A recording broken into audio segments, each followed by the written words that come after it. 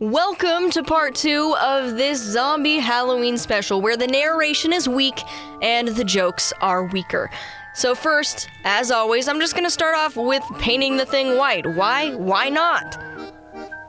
Then after that, we're moving on to the grass. We're painting that green. Why? Because grass is green, duh.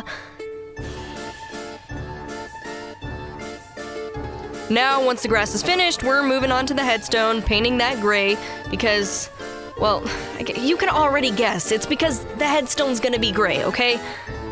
Now I'm filling in the parts I missed on the grass and moving on to the headstone, filling in the letters with some nice black acrylic paint. After that, I'm using a darker gray to lightly go over the headstone to give it a little bit more texture, and now it's time to move on to the zombie hand. I'm painting it blue, and I know what you're gonna say. Zombies aren't blue, and I'm telling you right now, it didn't look that blue in real life. But of course, I'll admit, it is a little too blue, so now I'm making it a little bit green to make it look more zombie-like. Now, while I'm waiting for that to dry, I am going over the grass using the same technique I used on the headstone, just using a lighter green instead of a darker green. Back to the hand, I didn't like how dark it was, so I'm going over it with a watered-down white acrylic, and then I'm sponging on a bunch of different colors. First, it's purple, then I'm going in with a red and, of course, a brown to outline the lines of the hand, and you can't have anything else without some yellow, so I'm adding some yellow onto that to make it look more disgusting.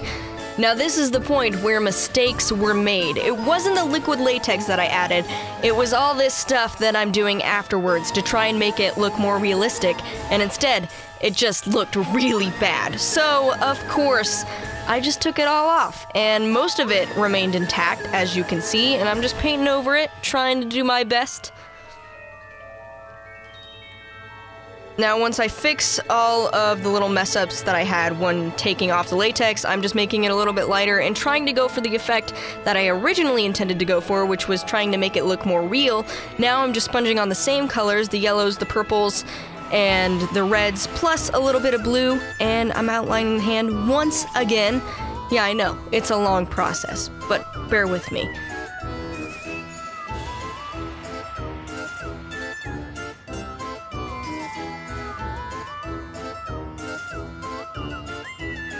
Once I'm done sponging on all the colors I had desired to put on the hand, I'm adding liquid latex yet again, but I learned my lesson. I'm not gonna paint over it. I also added a few extra layers on the wrist so I could create some open wounds, which turned out really cool. I did some on the wrist, on the top of the hand, on some fingers, and then I turned it around after I was done painting the insides of these, and I did the same thing to the front of the hand, or the back. I don't know, which one is it? Anyways, as you can see, I added some brown and black to give the wounds more depth, and then I'm adding on the fingernails, trying to blend them in with some red paint.